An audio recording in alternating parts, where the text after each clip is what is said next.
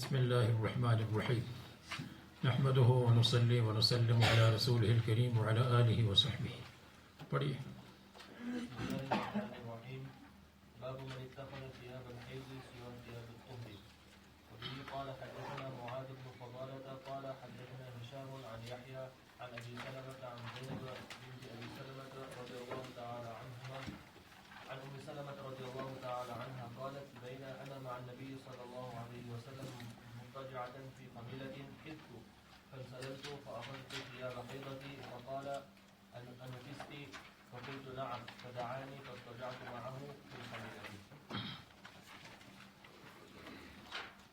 جو حیض کے کپڑوں کے علاوہ دوسرے کپڑے بنا لے اور رکھے تو فہذا لیس من الاسراف، اسراف میں داخل نہیں ہے، ضرورت ہے. اور یا یہی ترجمہ کا مقصد، بعض ازواج مطہرات کے پاس زائد کپڑے تھے، بعض کے پاس نہیں، بعض اوقات تھے بعض اوقات نہیں. خمیلہ کا لفظ آیا ہے جس کے معنی کمبل اور گرم کپڑا یا شال. باب شہود الحائض العیدین، حائض عیدین میں آ سکتی ہے. ودعوت المسلمین، مسلمانوں کی دعا میں شرکت کر سکتی ہے. وَيَعْتَزِلْنَ الْمُصَلَّى، اور عیدگاہ سے الگ رہے، عیدگاہ سے الگ رہے گی تاکہ مصلیات کے ساتھ غیر مصلیات مل نہ جائیں، اور الگ رہے تاکہ قطع الصفوف نہ ہو، صف مل جائے، درمیان میں غیر مصلیہ نہ بیٹھے، اور مصلی سے الگ رہے تاکہ تلویث نہ ہو، یعنی جگہ ملوث نہ ہو جائے. ترجمۃ الباب کا مقصد یہ ہے کہ حائض صلاۃ میں نہیں اور دعا میں جا سکتی ہے، حائض مسجد میں نہیں جا سکتی لیکن دعا میں اور مصلی کے پاس جا سکتی ہے. یہ شرکت فی الدعا کے لیے ہے اور شرکت فی استماع النصیحت کے لیے ہے، اور تکثیر جماعت المسلمین، مسلمانوں کی جماعت کو زیادہ کرنے کے لیے ہے.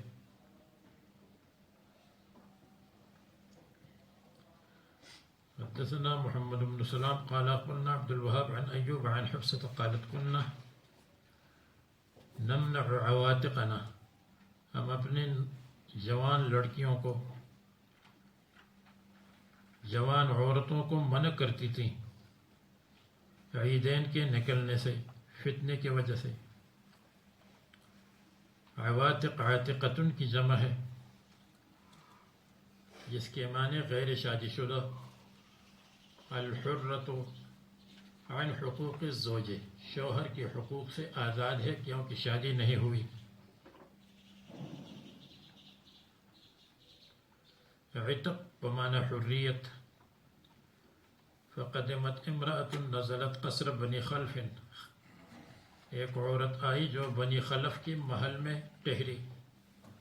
قصر محل کو کہتے ہیں. اگر کوئی کہے قصر تو بہت بڑا ہوتا ہے، محل بہت بڑا ہوتا ہے، قصر کا مطلب مقصور اور چھوٹا ہونا. قاصر، تو اس کا جواب یہ ہے کہ اس لیے قصر، اس کو قصر کہتے ہیں اس کی خوبصورتی اور اس کے بڑے ہونے کی وجہ سے. یقصر علیہ النظر، اس کے اوپر نظر جم جاتی ہے، اس کے اوپر نظر ٹہرتی ہے، قاصرات الطرف کی طرح.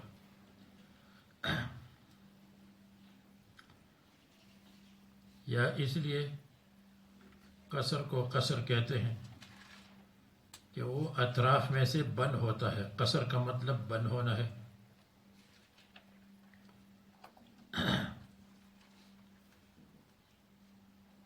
اور یہ بصرے میں بصرہ کی بات ہے.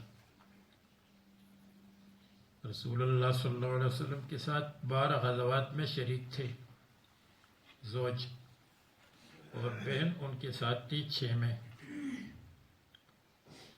فَكُنَّا نُدَاوِي الْقَلْمَ، زخمیوں کا علاج کرتی تھی. نقوم علی المرضى، مریضوں کی نگرانی.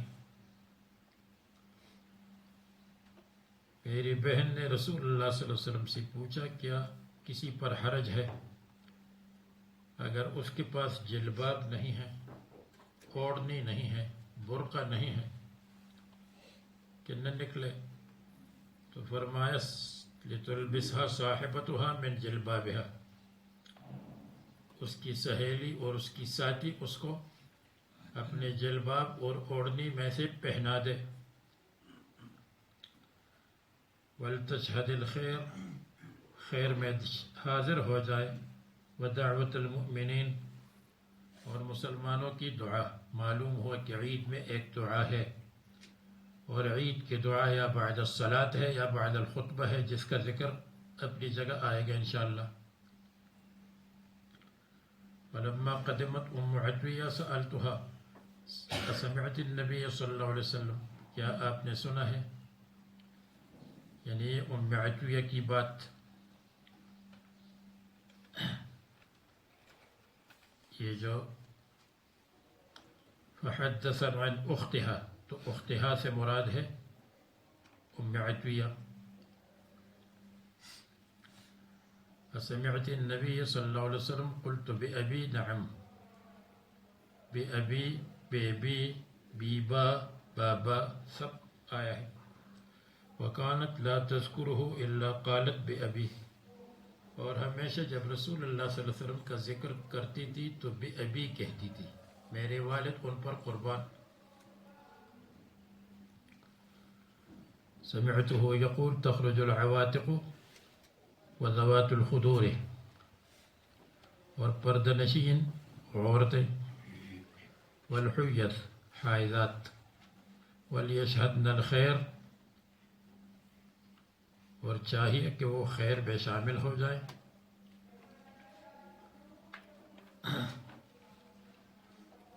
اور مسلمانوں کی دعا میں وَتَعْتَزِلُ الْحُيَّضُ الْمُصَلَّى، یہ محل ترجمہ. حائضات مصلی سے الگ رہیں، اس لیے نہیں کہ مصلی فی حکم المسجد ہے. المصلی لیس فی حکم المسجد، لیکن مصلی سے الگ رہے. آپ کو بتائے انقطاع صفوف نہ ہو، یا ملوث نہ ہو جائے، یا غیر مصلی مصلیہ کے ساتھ مل نہ جائے. قالت حفصة فقلت آل حیضہ، کیا حائضات بھی جائے گی؟ یہ آل حیضہ میں التقاء ساکنین علی غیر حدہ ہے. علی حدہ اس کو کہتے ہیں کہ پہلا مدہ ہو دوسرا مدغم ہو، یا پہلی تصغیر ہو اور دوسرا مدغم ہو، یا حالت وقف میں ہو.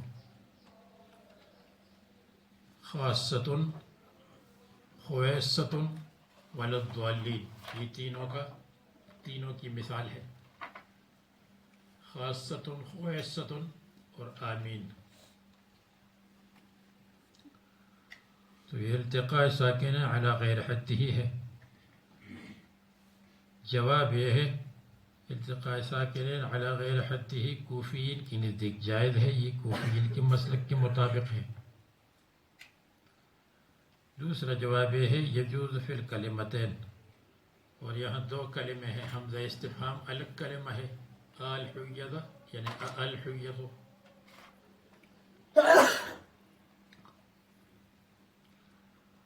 اسی طرح نحویین صرفیین کہتے ہیں کہ اگر مدہ کو لمبا کرے تو پھر بھی جائز ہو جائے، جیسے آل حیض. اگر پہلے جو مدہ ہے اس کو لمبا کرے تو پھر بھی یہ قائم مقام حرکت ہے،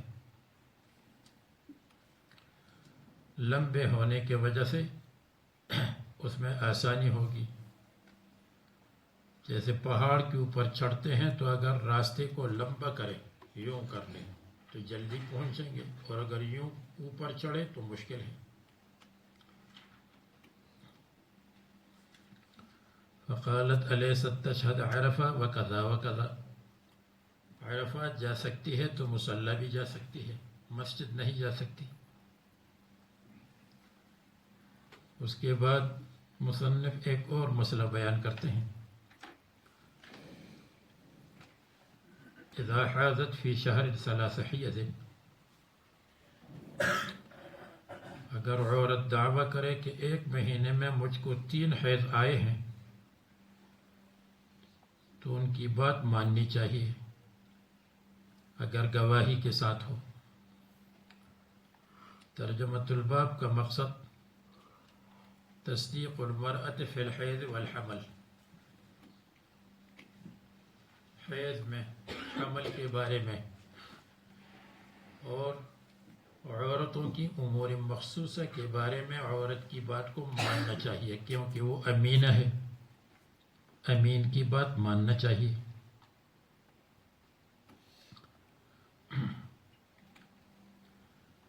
دوسرا مقصد یہ ہے اذا حاضت فی شہر ثلاث حیض میں کہ اقل مدت حیض کے لیے مصنف کی نزدیک کوئی تحدید نہیں ہے۔ ہاں اکثر یا اس کی تحدید 1 دن ہے، یا تحدید نہیں، یا 1 دن ہے، اور اکثر مصنف نے بیان کیا کہ 15 دن ہے، جیسے شافعیہ کی نزدیک 15 دن ہے۔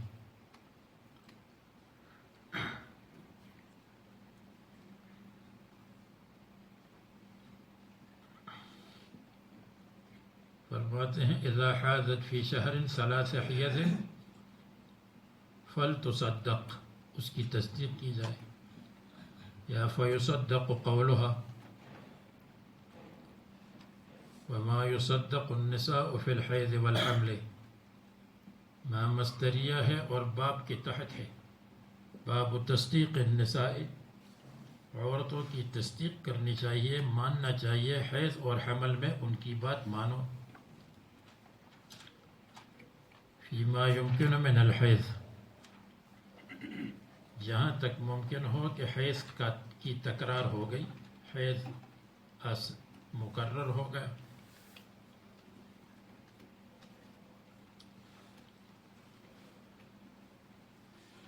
اللہ تبارک و تعالی فرماتے ہیں وَلَا يَحِلُّ لَهُنَّ أَن يَكْتُمْنَ مَا خَلَقَ اللَّهُ فِي أَرْحَامِهِنَّ، عورتوں کے لیے حلال نہیں کہ چھپائے جو اللہ تعالیٰ نے ان کے رحم میں حیض، حمل وغیرہ پیدا کیا۔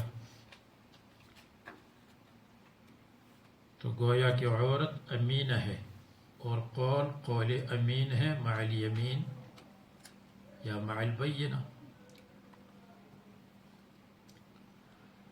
وَيُذْكَرُ عَنْ عَلِيٍّ، اور حضرت علی اور حضرت شریح سے مروی ہے ان جاءت ببینۃ من بطانۃ اہلہا، اگر عورت نے بینہ پیش کیے من بطانۃ اہلہا، اس کے فیملی کے خاص لوگوں میں سے،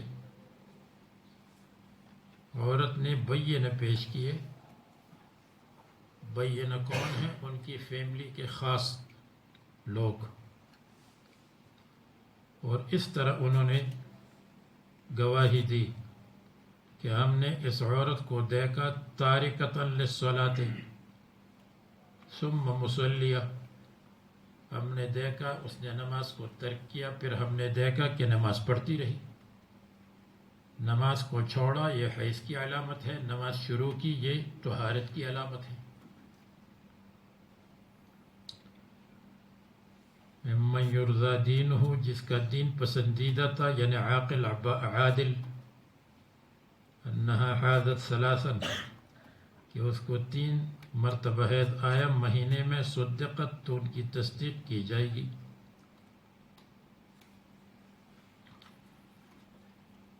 کہتے ہیں کہ ایک عورت قاضی شریح کے پاس آئی اور حضرت علی رضی اللہ عنہ بیٹے تھے۔ عورت نے دعویٰ کیا کہ شوہر نے مجھے طلاق دی اور 1 مہینے میں میری عدت گزر گئی۔ حضرت علی نے فرمایا شریح تم فیصلہ کرو۔ قاضی شریح نے کہا کیا آپ کے سامنے فیصلہ کروں؟ آپ موجود ہیں، آپ فیصلہ کریں۔ حضرت علی نے فرمایا نہیں، فیصلہ آپ کریں۔ تو قاضی شریح نے یہ کہا کہ اگر عورت نے اپنے خاص لوگوں میں سے گواہی پیش کی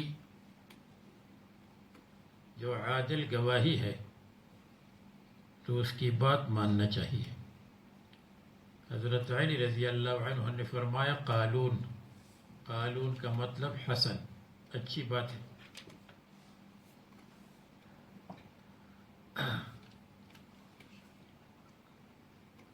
تو معلوم ہوا کہ 1 مہینے میں 3 مرتبہ حیض اور عدت گزر سکتی ہے۔ اب اس میں ائمہ حضرات کے نزدیک 1 مہینے میں عدت کا پورا ہونا صرف امام احمد ابن حنبل کے نزدیک ہو سکتا ہے۔ امام مالک کا مذہب یہ ہے کہ نماز کے بارے میں 30 دن اور کچھ لمحات چاہیے، اوپر سے کچھ لمحات، اس لیے کہ امام مالک کے نزدیک عدت بالطہر ہے۔ تو اگر ہم فرض کریں کہ 1 طہر کے آخر میں طلاق دی تو یہ طہر کے تو گزر گیا، اس کے علاوہ 2 طہر اور ساتھ کر لے، 2 طہر تاکہ 3 ہو جائے، اور 2 طہر ہے 30 دن، کیونکہ 1 طہر 15 دن ہے، اور درمیان میں جو حیض ہے یعنی 3 طہر کے درمیان جو حیض ہے وہ لمحہ لمحہ ہے، تھوڑی تھوڑی دیر ہے۔ تو اگر 30 دن اور 4 لمحات گزر گئے، 4 لحظات گزر گئے تو عدت گزری، لیکن فی حق الصلاۃ، اور جو فی حق العدت ہے تو امام مالک کے نزدیک اس کے لیے چاہیے 36 دن، 36 دن۔ کیوں؟ اس لیے کہ عدت بالطہر ہے، تو 1 طہر کے آخر میں طلاق دی، وہ گزر گئی، وہ گزر گیا، پھر 2 طہر اور 2 اور طہر 15 دن، 30 دن ہو گئے، اور 3 طہر کے درمیان 2 حیض ہے، اور حیض کی اقل مدت فی حق العدت امام مالک کے نزدیک 3 دن ہے، تو 3 اور 3 6، 6 اور 30 36 دن، ان کے نزدیک بھی 1 مہینہ نہیں بلکہ 36 دن ہو گئے۔ امام شافعی رحمہ اللہ کے نزدیک 32 دن چاہیے، 32۔ وہ اس طرح کہ ان کے نزدیک عدت بالطہر ہے، تو 1 طہر کے آخر میں طلاق دی، وہ گزر گیا، پھر اس کے بعد 2 طہر اور ہے، 2 طہر 30 دن ہو گئے، اور 3 طہر کے درمیان 2 حیض ہے، اور اقل مدت حیض 1 دن ہے، تو 1 اور 1 2، 2 اور 30 32، 32 دن امام شافعی رحمہ اللہ۔ اور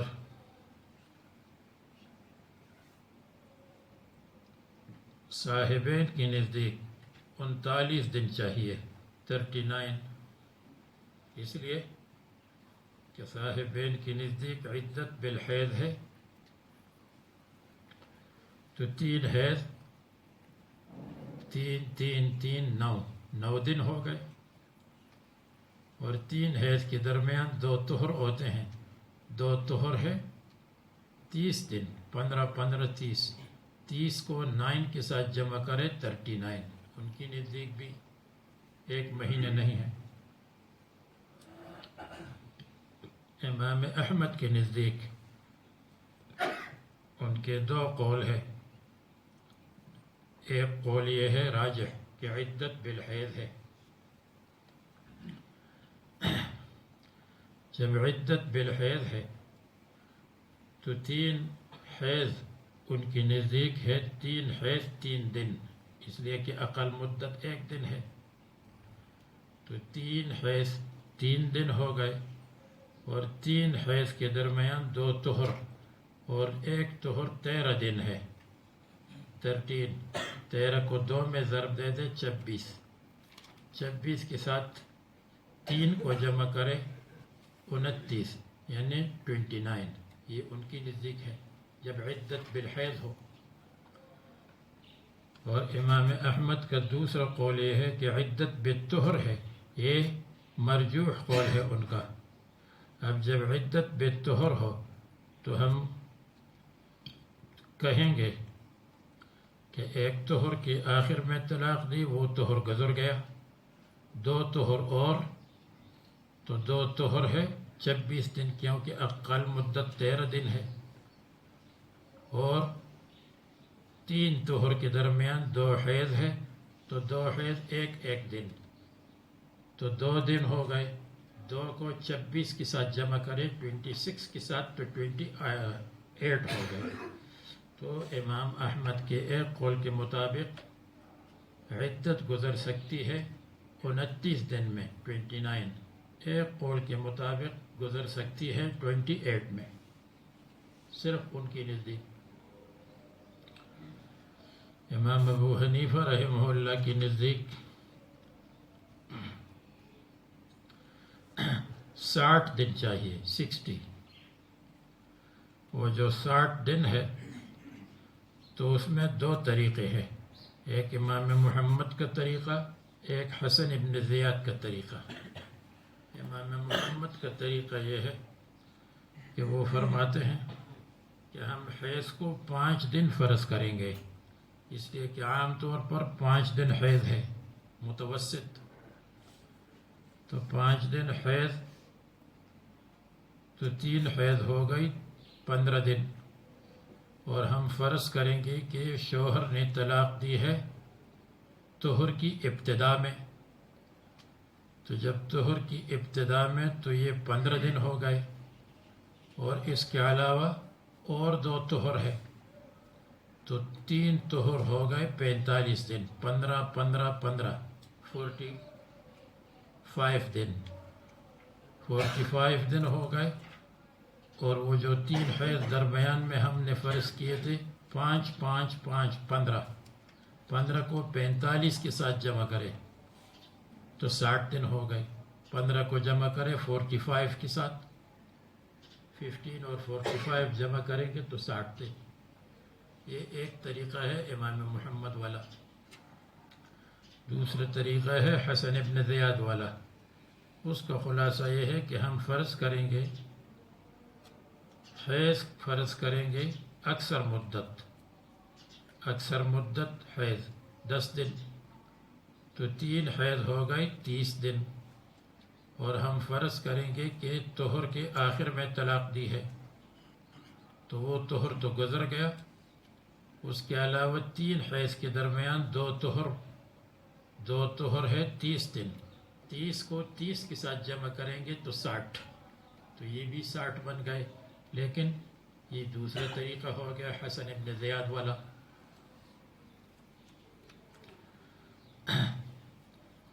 اب یہ کہ 1 مہینے میں ہوئے تو یہ کس طرح 1 مہینے میں گزر گئے، اس میں دوسرے ائمہ کی طرف مختلف جوابات. ایک جواب یہ ہے کہ یہاں شہر فی مقابلہ شہرین ہے، اور شہر فی مقابلہ شہرین کا مطلب یہ ہے کہ شہر ہے یعنی شہرین نہیں ہے. اور جب شہرین نہیں، اس لیے کہ ایک روایت میں او 40 یومن اذا حاضت فی شہر او 40 لیلۃ کے الفاظ آتے ہیں، تو فرماتے ہیں 2 مہینے نہ ہو، 2 مہینے سے کم ہو، تو اب صاحبین کہتے ہیں کہ 39 ہے، یہ 2 مہینے سے کم ہے۔ امام مالک بھی یہی فرماتے ہیں 36 ہے، اور امام شافعی فرماتے ہیں 32 ہے۔ یا یہ کہا جائے گا کہ وہ حضرات فرماتے ہیں ھذا بإلغاء الکسر، یہ کسر کو چھوڑنے کے ساتھ ہے، کسر کو ختم کیا۔ جیسے کوئی کہے تم کب آئے ہو، 1 مہینہ ہو گیا، اللہ کے لیے جھوٹ مت بولو، 1 مہینہ 2 دن ہو گئے۔ کہتے 2 دن 3 دن کو لوگ حساب نہیں کرتے، جب 1 مہینہ آیا تو کسر کو لوگ حذف کرتے ہیں۔ تو امام شافعی فرماتے ہیں کہ دیکھو 32 ہے، 32 اور 30 میں تو کوئی زیادہ فرق نہیں۔ امام مالک فرماتے ہیں 36 ہے، 36 اور 30 میں بھی زیادہ فرق نہیں ہے، یہ کسر کو ہم نے کسر کو حذف کیا ہے تو 30 بن گیا، ورنہ 36 ہے۔ صاحبین نے کہا جب 40 سے کم ہے تو ہم نے بھی کسر کو حذف کر دیا، 39 اور 30 میں کوئی زیادہ فرق نہیں، اس لیے دوسری روایت میں 40 لیلۃ آیا ہے۔ تو 40 لیلۃ کا مطلب یہ ہے کہ جب 40 سے کم ہو تو وہ 1 مہینے کے حکم میں ہے۔ تو انہوں نے یہ جواب دیا، ان حضرات کی طرف سے یہ جواب ہوا۔ اور شمس الائمہ سرخسی نے یہ جواب دیا ہے، یہ جو جواب آپ کو بتایا کہ 2 مہینے سے کم ہو یا کسر کو حذف کیا، یہ جواب ابو حنیفہ کے قول پر نہیں چلتا، اس لیے کہ ابو حنیفہ کے نزدیک 2 مہینے ہو گئے۔ اب یہاں شمس الائمہ سرخسی نے جواب دیا، وہ فرماتے ھذا من قبیل التعلیق بالمحال، یہ تعلیق بالمحال کی قبیلے سے ہے۔ تعلیق بالمحال کا مطلب کیا ہے؟ اگر اس نے گواہ پیش کیے کہ 1 مہینے میں عدت گزر گئی تو اس کی بات کو مان لے، لیکن اس کا باپ دادا بھی یہ ثبوت پیش نہیں کر سکتے کہ 1 مہینے میں گزر گئے، تو یہ تعلیق بالمحال ہے۔ سمجھ میں؟ جیسے کسی سے کہا جائے آپ کو میں داخلہ دے دوں گا، لیکن آپ حضرت جبریل سے خط لائے، جبریل سے خط تو نہیں لا سکتے تو داخلہ نہیں ہوگا۔ تو اسی طرح یہ اگر 1 مہینے میں آپ نے پیش کیا گواہ تو پھر آپ کی عدت گزر گئی، اور ایسا تو نہیں کر سکتی تو عدت بھی نہیں گزری۔ یہ شمس الائمہ سرخسی نے کہا۔ بہرحال اب ابو حنیفہ رحمہ اللہ کے قول پر کہ اس کے لیے 60 دن چاہیے اشکال ہے، تو اس کا ایک جواب یہ دیتے ہیں کہ امام ابو حنیفہ کے 2 قول ہے، ایک وہ قول ہے کہ 39 ہے، ایک وہ قول ہے کہ 60 ہے، یہ دونوں قول ان کے ہیں۔ جب ان کے 2 قول ہے تو اب ہم کہیں گے کہ قضاءً 60 دن چاہیے، اور دیانتاً فیما بینہ و بین اللہ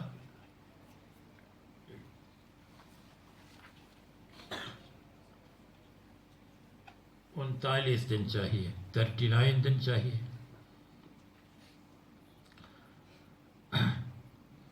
تو 39 دن ہے دیانتاً، اور اگر فیصلہ ہو قاضی کے پاس، مثلا ایک شوہر نے طلاق دی، 1 مہینے کے بعد، 1 مہینہ 10 دن کے بعد اس نے کہا میں نے تمہاری طرف رجوع کیا، بیوی سے کہا، بیوی نے کہا تم کہاں رجوع کرو گے، میری عدت گزر گئی ہے۔ کیسی عدت گزر گئی ہے؟ ابھی تو 1 مہینہ 10 دن ہو گئے، 1 مہینہ 5 دن ہو گئے.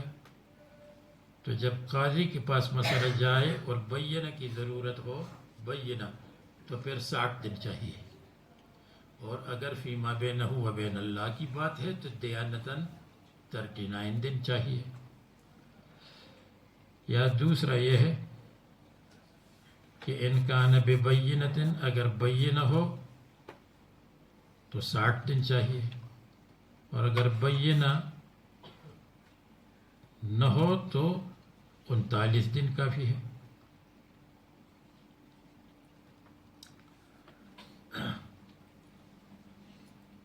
تو فرماتے ہیں ان جاءت ببینۃ من بطانۃ اہلہا، لیکن اچھا جواب یہ ہے کہ یہ دیانتاً اور قضاءً کی بات ہے. دیانتاً 39 بھی کافی ہے. صدقت.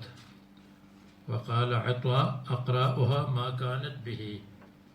عطاء ابن ابی رباح کہتے ہیں اقراؤها اس کا حیض، ما كانت به، ما كانت وہ ہوں گے جو پرانے زمانے میں، پہلے زمانے میں تھے، جو پرانی عادت ہے، یعنی اس کی اقراؤها فی العدت ما كانت قبل العدت، عدت سے پہلے جو حیض ہے تو عدت کے اندر بھی اسی حیض کا اعتبار کرنا چاہیے. تو عطا کہتے ہیں کہ دیکھو اگر اس نے کہا کہ 1 مہینے میں میری عدت گزر گئی، تو ہم کہیں گے اچھا تم بتاؤ عدت سے پہلے آپ کا حیض کتنا تھا، آپ کا طہر کتنا تھا. اس نے کہا عدت سے پہلے میرا حیض اتنا تھا اور طہر اتنا تھا، تو ہم کہیں گے ابھی آپ کے پاس کون سا آٹومیٹک مشین آ گئی، اب بھی وہی ہوگا جو پہلے تھا.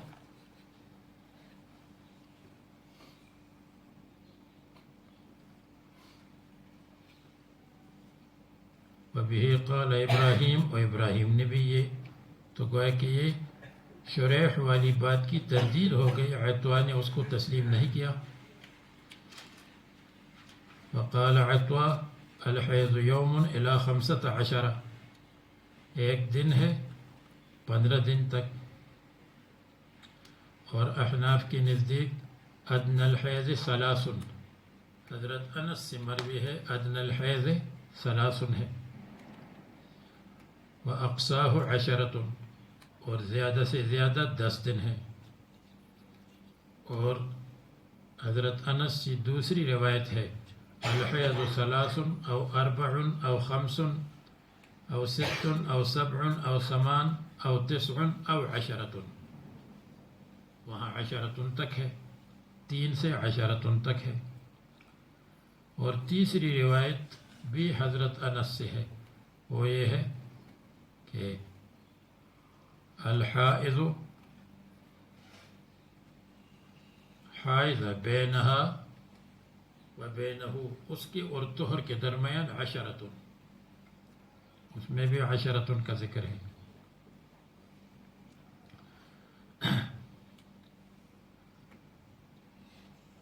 تو مصنف فرماتے ہیں 1 دن 15 دن تک یہ شافعیہ کا مسلک ہے. فقال معتمر عن أبيه قال سألت ابن سیرین عن المرأة، میں نے عورت کے بارے میں پوچھا ترى الدم بعد قرئها، کہ وہ خون کو دیکھ لے بعد قرئها بعد اختتام الحیض، حیض کے ختم ہونے کے بعد 5 دن کے بعد اس نے خون دیکھا تو اس کو حیض کا ہو یا نہیں. قال ابن سیرین نے کہا النساء اعلم بذالک، عورتیں خوب جانتی ہے اپنی عادت کو، تو اس کو عادت کی طرف واپس کرے. تو اس سے بھی معلوم ہوا کہ اس کی عادت کو دیکھیں گے، اس کو نہیں دیکھیں گے کہ 1 مہینے میں عدت گزر گئی یا نہیں گزری. بعض حضرات کہتے ہیں کہ اس میں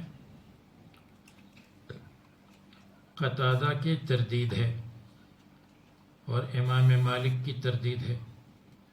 قتادہ کہتے ہیں کہ بے انتظار یومین، 2 دن انتظار کرے، اس کے بعد استحاضہ یا حیض کا حکم لگایا جائے گا۔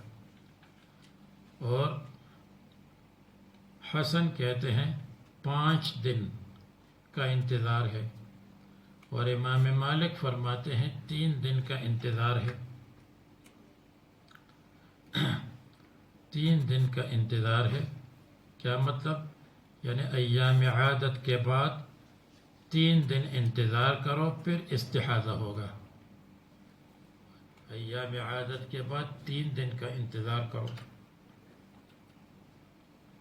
تو مصنف نے تردید کی، انتظار کی ضرورت نہیں، عورتیں خوب جانتی ہیں کہ میری عادت کیا ہے اور حیض کیا ہے۔ حدثنا احمد بن ابي رجاء قال اخبرنا ابو اسامہ قال سمعت هشام بن عروة قال اخبرني ابي عن عائشة ان فاطمة بنت ابي حبيش سألت النبي صلى الله عليه وسلم فقالت اني استحاض فلا اطهر افادع الصلاة قال لا ان ذلك عرق، یہ رگ کا خون ہے، ولكن دعي الصلاة قدر الأيام التي كنت تحيضين فيها، اتنے دن جتنے دن سابق حیض تھا اتنے دن نماز کو چھوڑ دو، یعنی معتادہ ہے۔ تو حضرت رسول اللہ صلی اللہ علیہ وسلم نے تمیز کی طرف حوالہ نہیں کیا، بلکہ عادت کے حوالے کیا۔ قدر الایام، ایام کے لفظ سے بھی احناف استدلال کرتے ہیں کہ 1 دن حیض نہیں 3 دن حیض ہے، اس لیے کہ ایام افعال کا وزن ہے، اور افعال افعلۃ اور افعال افعلۃ فعلۃ یہ جمع قلت ہے، جمع قلت، اور جمع قلت 3 سے 10 تک ہے، تو معلوم ہوا کہ ایام سے معلوم ہوا کہ 3 سے 10 تک ہے، کیونکہ جمع قلت من الثلاثہ الی العشرہ ہے۔ پھر اس پر کسی نے اعتراض کیا کہ آپ کہتے ایام 10 تک ہے 3 سے، تو کلوا واشربوا بما اسلفتم فی الایام الخالیہ، کھاؤ پیو جو تم نے اچھے اعمال کیے ہیں ایام خالیہ میں، ایام ماضیہ میں۔ وہاں تو ایام سے 3 سے لے کر 10 دن مراد نہیں ہے، بلکہ مراد یہ ہے 70 سال 60 سال جتنی اس کی عمر تھی۔ تو اس کا جواب یہ ہے کہ وہاں ایام قلت کے لیے ہے بالنسبت الی ما یقابلہ من الآخرہ، آخرت کے مقابلے میں دنیا کے ایام اگرچہ 70 سال ہے لیکن وہ ایسے ہیں جیسے 2-3 دن ہو۔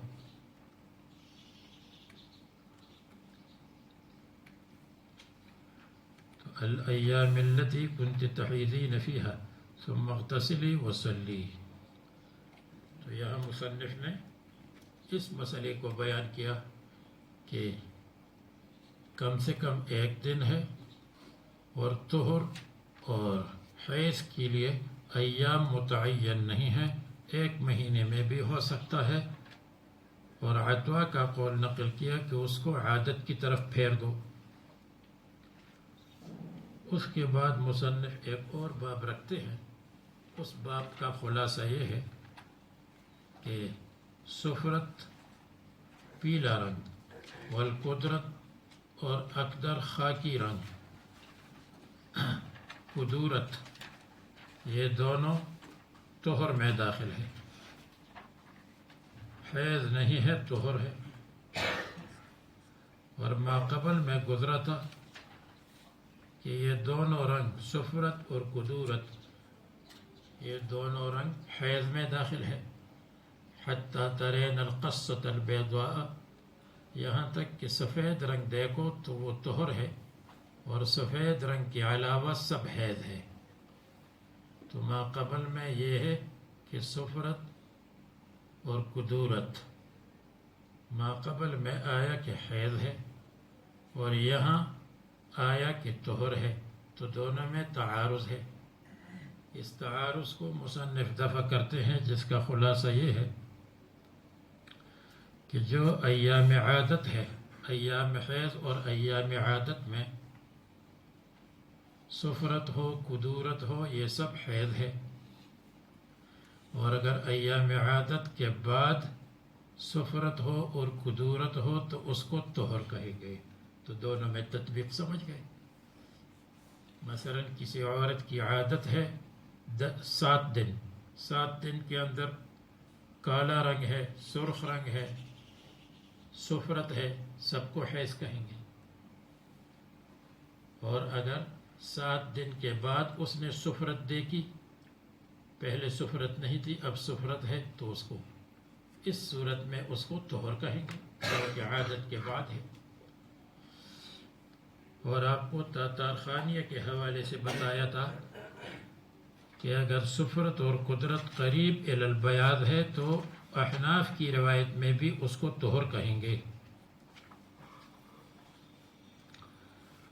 حدثنا قتيبة بن سعيد قال حدثنا إسماعيل عن أيوب عن محمد بن سيرين عن أم عتية قالت كنا لا نعد القدرة والسفرة شيئا أي حيضا، قدورت اور سفرت کو ہم حیض نہیں کہتی تھی بلکہ طہر ہے۔ مصنف فرماتے ٹھیک ہے، فی غیر ایام العادت۔ بعد نے اس کا یہ ترجمہ کیا ہے احناف نے کہ لا نعد القدرة والسفرة شيئا، ہم قدورت اور سفرت کو طہر نہیں سمجھتے تھے بلکہ حیض سمجھتے تھے۔ تو یہ احناف کا ترجمہ ہے، لیکن پہلا ترجمہ واضح ہے، لا نعد القدرة والسفرة شيئا من الدم شيئا من الحیض، یہ حیض نہیں ہے۔ تو یہ حیض نہیں ہے، بعد والی ایام عادت کے بعد۔